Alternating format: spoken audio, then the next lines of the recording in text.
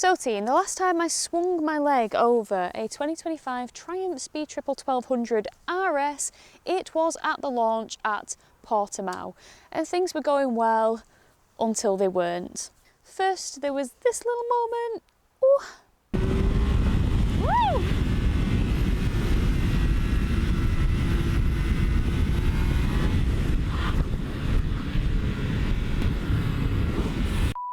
Woke me up a little bit. Then there was this big moment.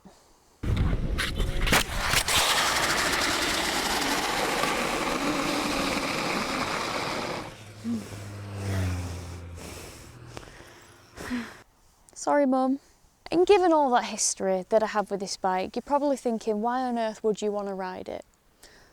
Well, you know what? This bike just captivates me. It pulls me in and it makes me want to ride it. And given how unfortunately it all ended on track, whilst I was going round there, I absolutely loved it. And yeah, I really wanted to ride this on the road. So Triumph have been kind enough to trust me with it for that purpose, a road review. And yeah, we're going to ride it and see what we think. So in the initial part of this video, we're going to go quite stat and spec heavy because there is a lot to talk about with this bike. There is so much technological advancement, I guess, on the predecessor, on the one with the basic, I say basic, the all-in suspension, but not the semi-active fancy electronic suspension. So there's a fair bit that's changed. I'm going to talk all about it, we're going to ride it, then I'm going to discuss with you guys my pros and my cons. So if you want to come along with me for that, for the redemption ride, then keep watching.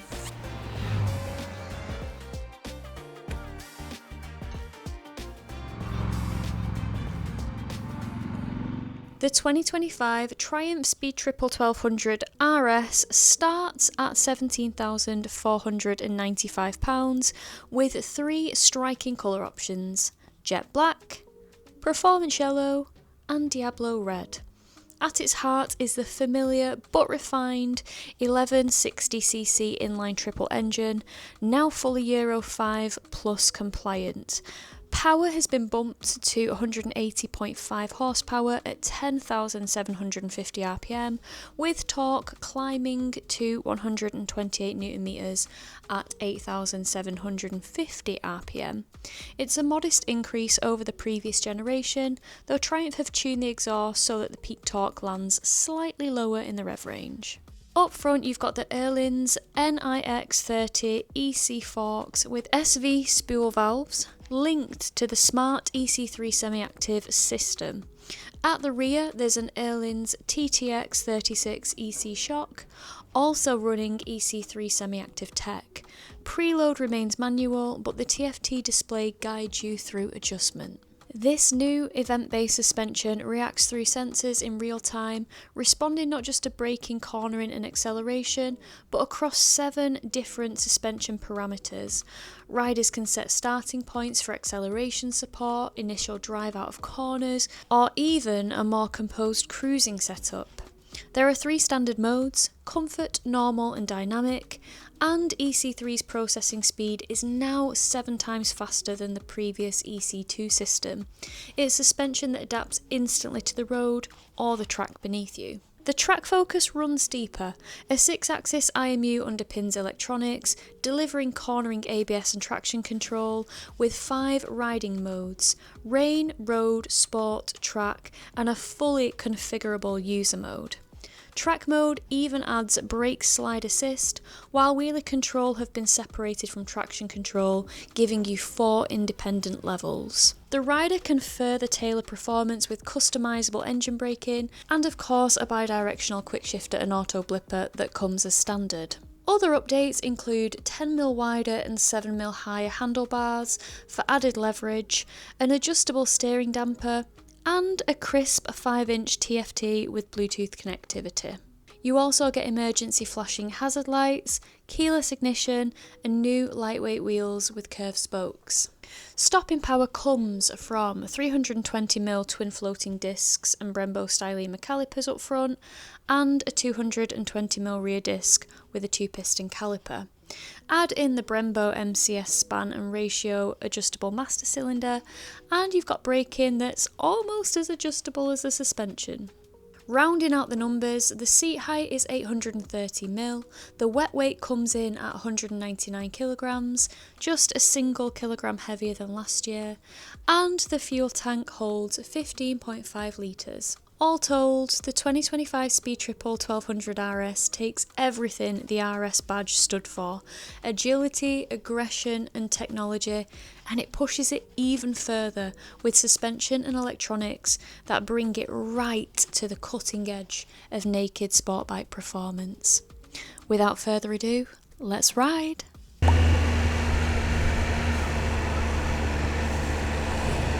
Right guys, well we're at the trough. Well, technically Longridge, but we're heading to the Trough of Bowland.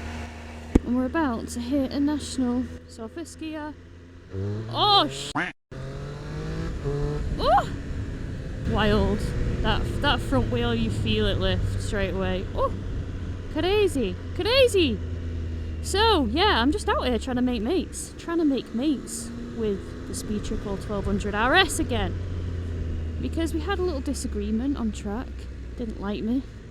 Spat me off, as you probably saw.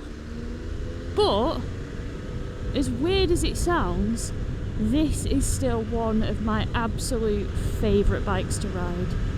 Honestly, like, I know I always say Super Duke is my favourite, but this is, it's fighting for equality with the Super Duke, it really is. But today we're not going to talk about the Super Duke, we're going to talk about this because what I'm trying to say is it's in them leagues of absolute ridiculousness for the road, but in a really amazing, cool way that makes you want to own one. I mean, this thing is just laden with technology, as hopefully you would have heard in the intro. Absolutely laden. Of course, one of the standout features of this bike is that all-in suspension front and rear. It's the EC3, which is 7 times faster than the EC2, which is a suspension that was on the discontinued Speed Triple 1200 RR. 7 times faster. There's only 3 other bikes that have this, I'm pretty sure.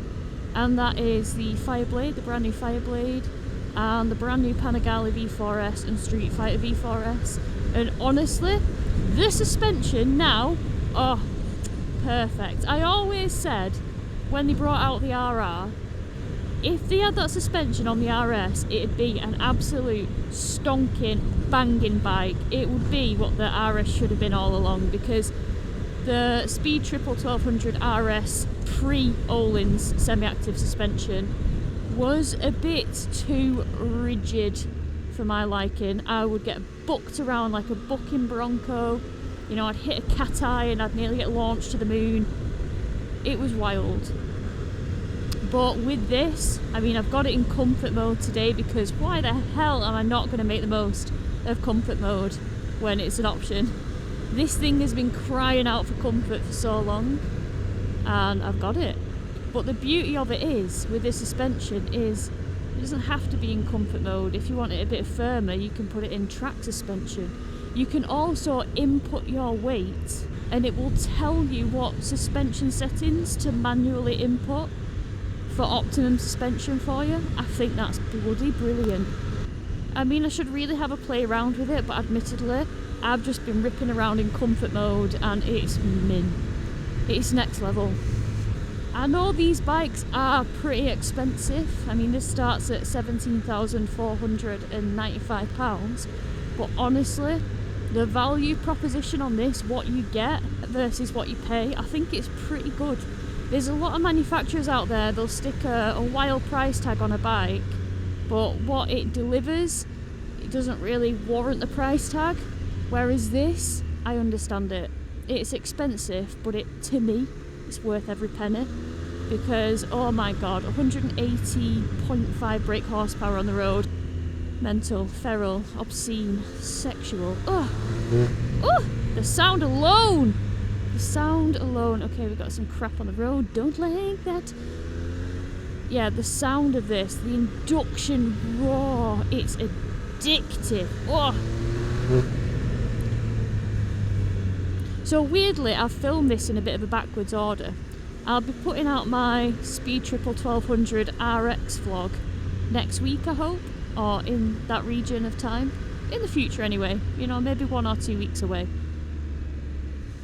And I wanted to film this and put this out first because, you know, it's the RS. The RX is limited edition and there's a few changes on it.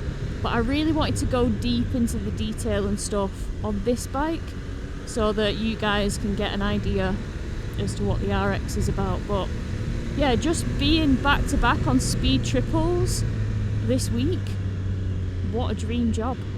What an absolute dream job. And you know, just while the sun's still shining as well. How fortunate.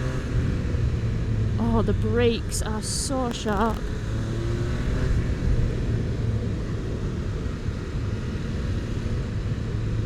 Yeah, the front brake is awesome. The back brake, fantastic as well. But we've got Brembos, like proper chonkers. So I actually had a look at what my pros and cons were when I originally rode this bike, way back when I had blonde hair. That's an indicator for me as to how long ago it was. Pre the all-in semi-active suspension. And I had a look at my video and I looked at some pros and some cons just to kind of see what my thoughts were back all them years ago and, you know, if my pros and cons still stand. And you know what, a few of the cons do still stand. Like the dash is a bit laggy and through town it's a bit hunty, you know, even in road mode.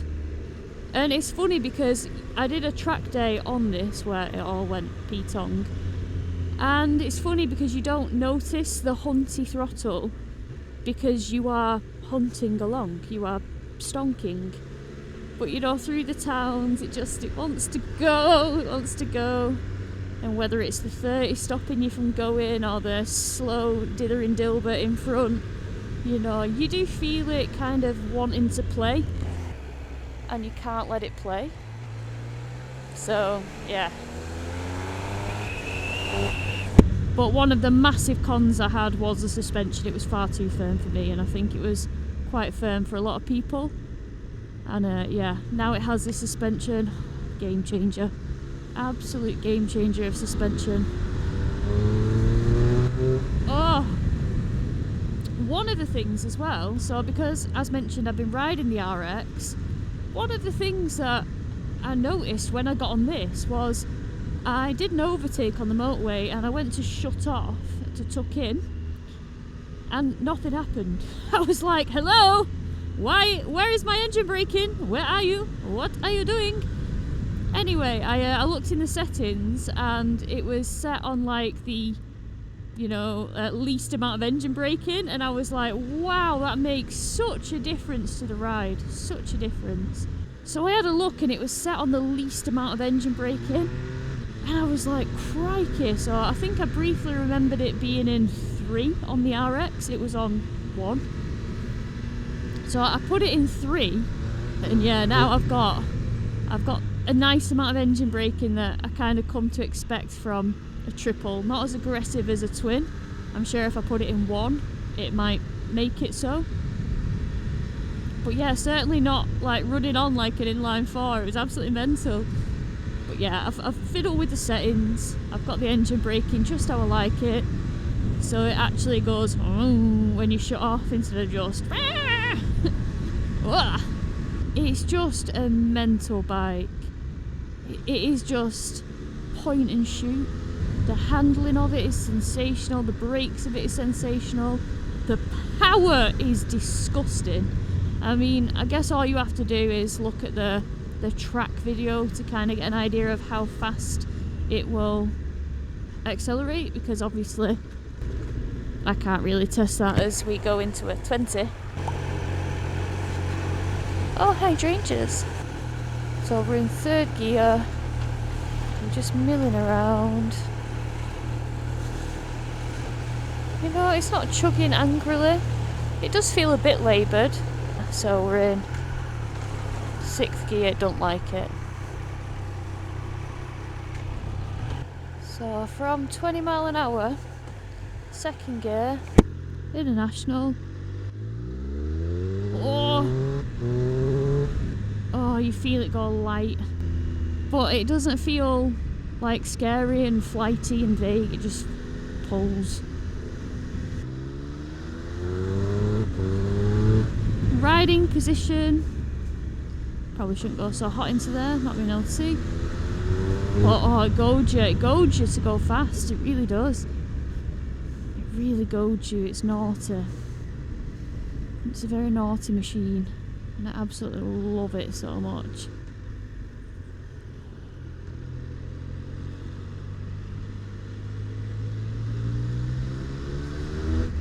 Oh man, it's mental.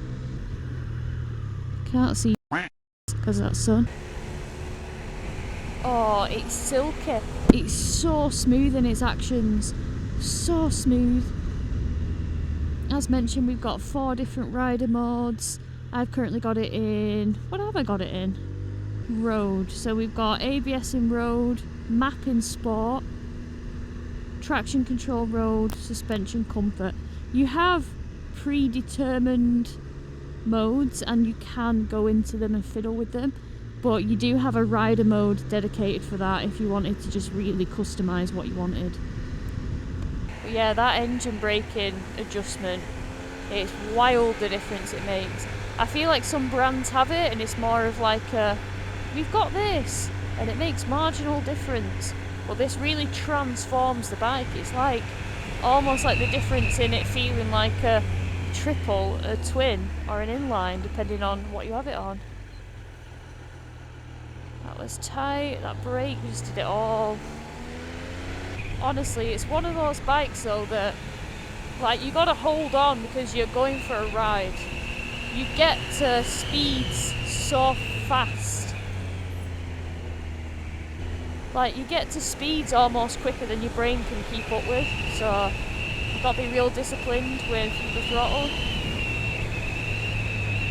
And honestly, I ride loads of bikes and it's not often that bikes intimidate me. But yeah, a bike that does intimidate me a little bit is the Super Duke, because you've really got to respect that torque, else it could have you off quite easily, or like, you know, into a wall if you get a bit lazy with it, because it's just got that much. And then yeah, this keeps me on my toes as well and keeps me awake and respecting it. So this bike's a little on the tall side, but I feel like these naked bikes are all a little bit on the tall side. 830mm, and this is what it's like for me to sit on this bike as a 5'4" individual with a 29-inch inside leg measurement, or 162 centimetres roughly, and a 73.66 centimetre inside leg. That's what it's like. Oh man, it's so smooth, it's so fast, it's frighteningly fast. You can do mad speeds on this, it's unreal. But honestly, it's just such a wonderful bike. The shifter and the blipper's good as well. Yeah, it's definitely, on these kind of roads, a bike that you have to, you know, pay mind to, and you got to really respect its power and its torque, because it's just phenomenal. It's just unreal. Oh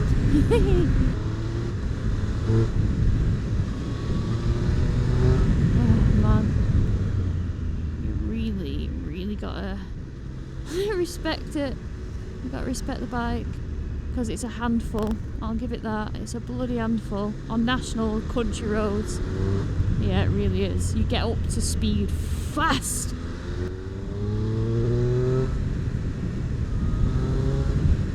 Super fast. But yeah, I love the flat bars. I really do. I love the leverage you get. I love the comfort. I just love the riding position of this. I love that the pegs are, you know, a bit more forward than on the RX. They're quite rear setty. You know what I'm trying to say?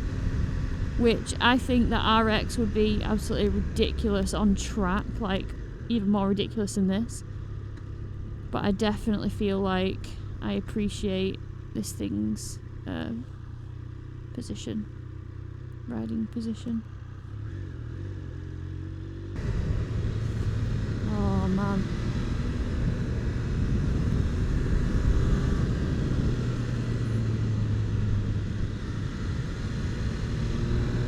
Oh, it's so nice.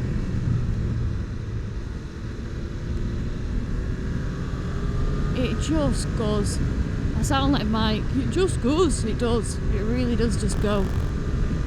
And it's just so fast and imminent with it. Just so bloody imminent. On the brakes, my god, they stop you so well.